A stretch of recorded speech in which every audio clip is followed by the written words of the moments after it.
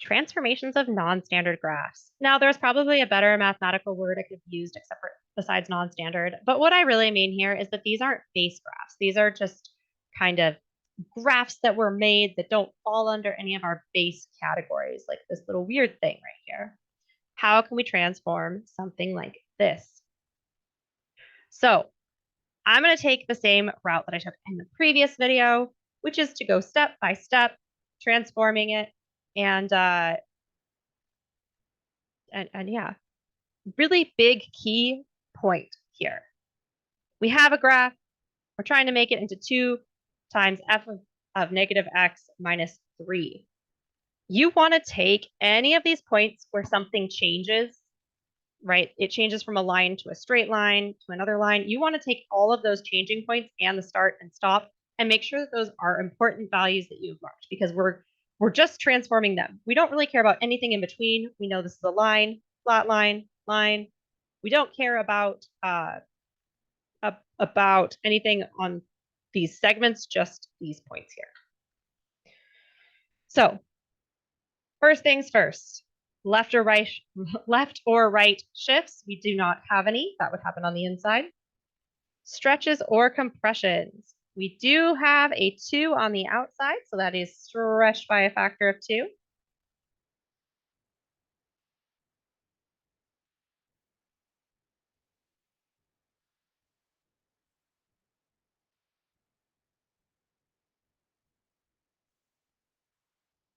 So we are going to do 2f of x.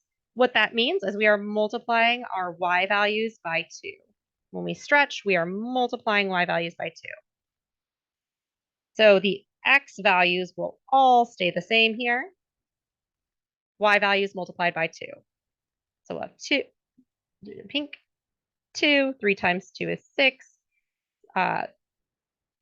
3 times 2 is 6. 5 times 2 is 10.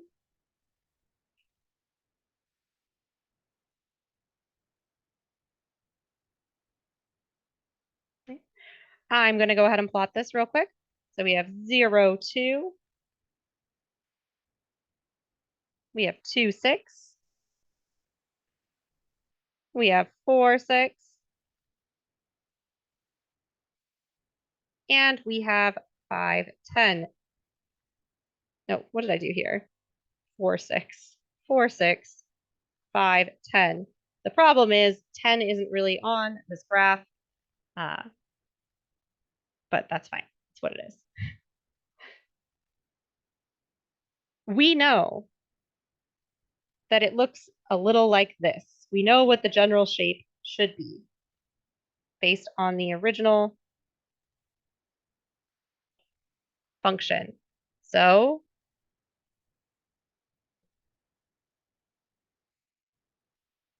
maybe that should be a little thicker. This portion right here is this portion here. This flat portion here. Flat portion here.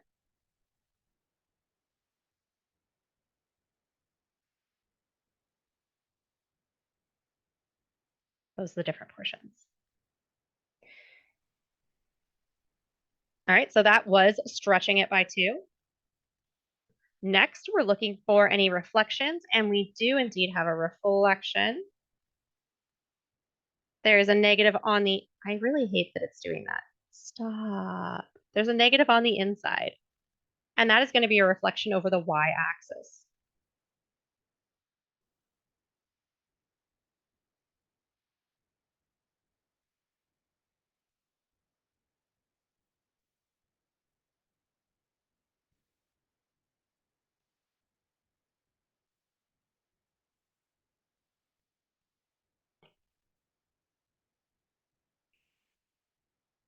So what we're about to draw is this, 2f of negative x. That would be reflecting over the y-axis. It's over the y-axis because it's inside and not outside. When we reflect over the y-axis, we're taking a point that's over here, right? And we're saying, oh, this is 4 units away from the y-axis. Let's just make it 4 units away on the other side. That's what reflecting over the y-axis does. It's inverting the x values. So if your x value was positive, it becomes negative. If it was negative, it becomes positive. So this will become negative x, but the y value will stay the same. 0 stays the same. 2 becomes -2, 4 becomes -4, 5 becomes -5. Again, y values are all the same.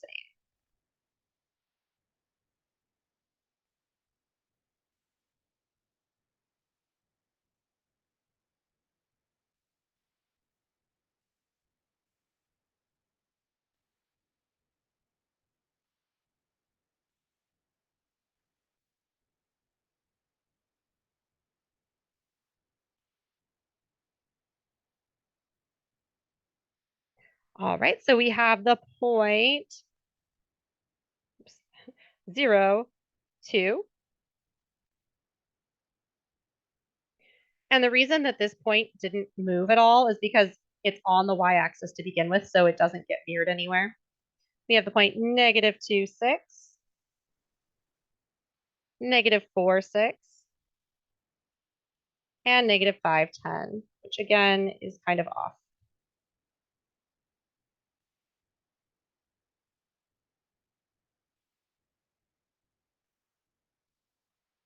All right. So do we see how this is a mirror? This is a mirror image. If we were to take this and reflect it the other direction, this pink portion is mirrored here.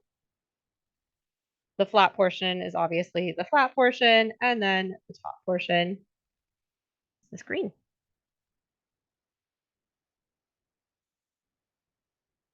Last transformation, we have this -3 here. -3 on the outside means we are going down 3.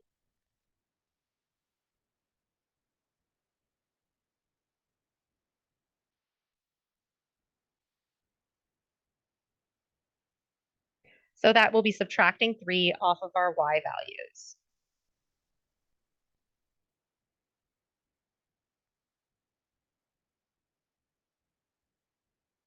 The x values all stay the same from the previous transformation. Subtracting 3 off my y values, 2 minus 3 is -1. 6 minus 3 is 3. 6 minus 3 is 3. 10 minus 3 is 7.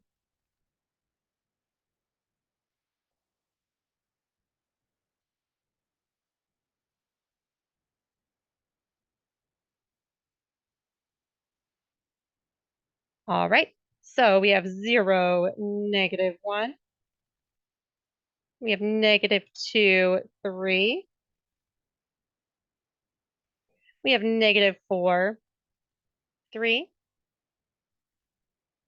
We have -5, 7.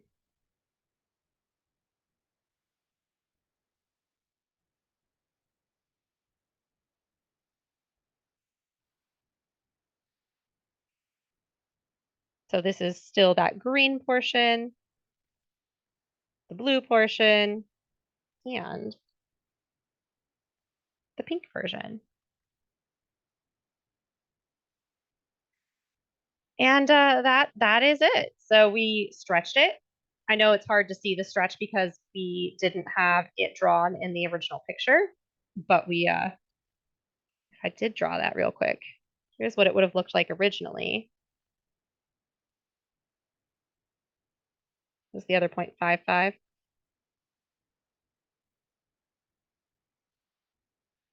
Here's what the original would have looked like. It would have looked like this. Then it was stretched.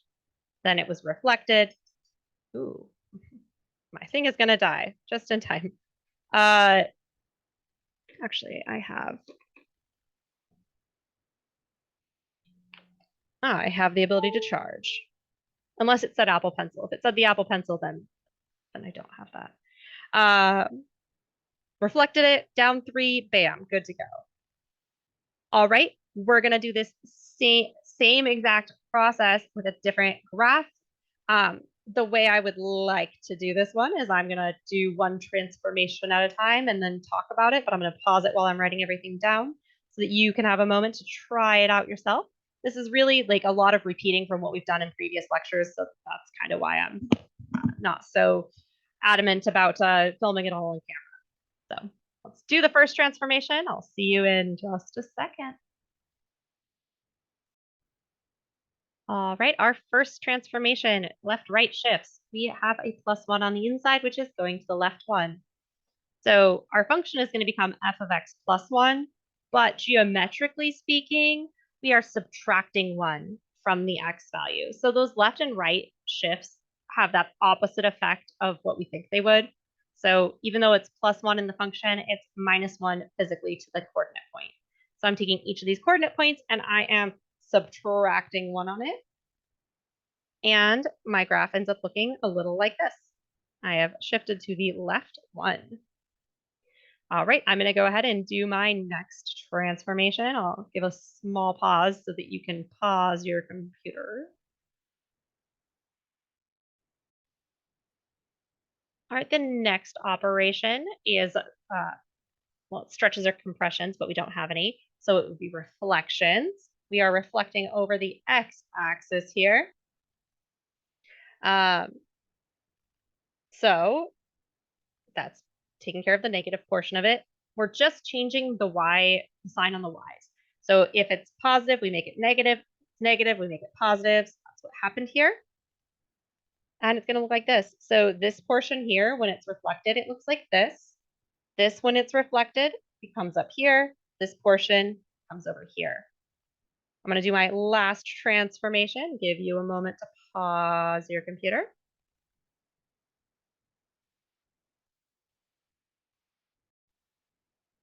All right, so the final transformation here is shifting down 2. There's a -2 on the outside, so it's down 2. When we shift down 2, we are subtracting 2 off of our y value. So I'm taking these x values, I left them alone, and the y values I subtracted 2 off of. And here's what my graph looks like. So the original graph here would have been, let's see, -3, 1.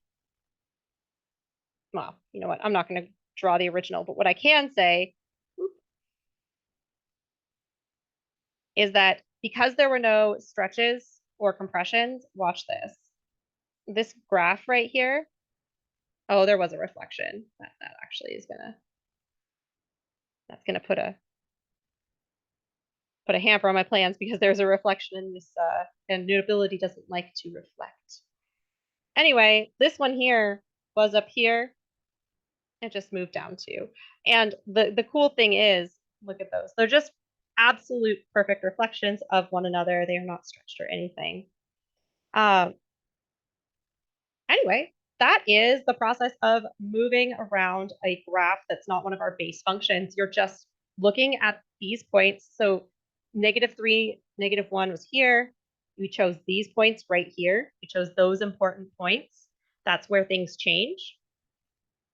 And then we applied the transformations step by step, and we got to the end answer. All right, that's it for transformations. If you have questions, send me an email. Otherwise, have a fantastic day. Bye.